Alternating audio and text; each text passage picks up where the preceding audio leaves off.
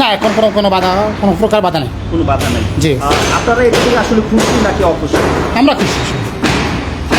পরিবেশ হয়েছে, রাস্তার পরিবেশ হয়েছে, মানুষ চলাচলের রাস্তা হয়েছে। হ্যাঁ, এবং নামাজের নাম আমাদের প্রয়োজন হয়েছে, নামাজের স্থান, আমাদের নামাজের স্থান করে দিচ্ছে, আমাদের নামাজের স্থান হয়েছে। আমরা খুশি, আমাদের কোনো ইয়ে নেই। আসসালামু আলাইকুম। ধন্যবাদ বলতে কি, আগে সরকার থাকতেও এই রাস্তা হারানোর জন্য আমাদের বলছে আমাদের দরবারটা মাজারটা বাসায়া রাস্তাটা ঘেঁষে নেবে, মাজারটা ভাঙবে না। এটা অনেক দিন আগে তাই একজন অনেক বড় অলি হাফেজ মনির আখলাসবি রহমতুল্লাহ আলাই, অনেক মজ্জুম অলি।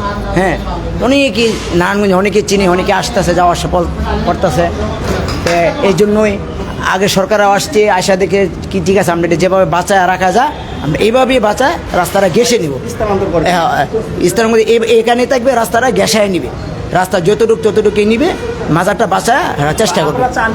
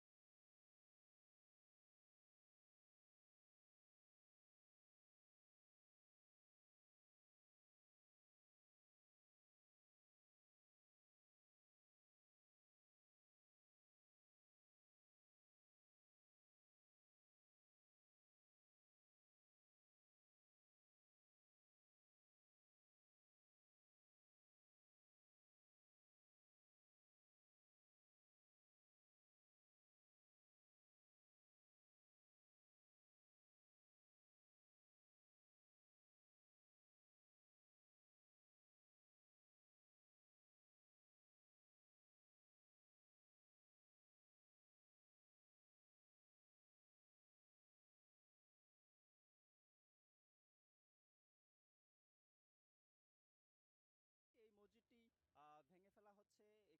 এখানে ভেঙে ফেলার পর আমরা দেখছি যে বেশ কিছু এখানে যে গুরুত্বপূর্ণ এইগুলো জিনিসপত্রগুলো আছে সেগুলো ভেঙে নিয়ে যাচ্ছেন যারা যারা এখানে যারা কর্মরত আছেন তারা।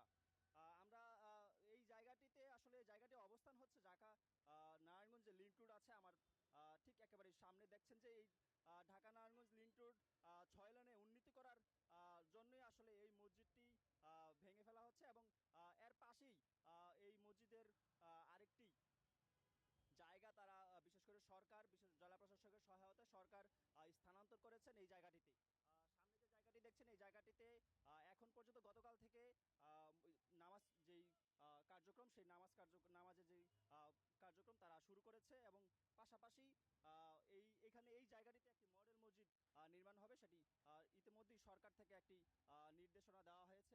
আমরা একটু এইখানকার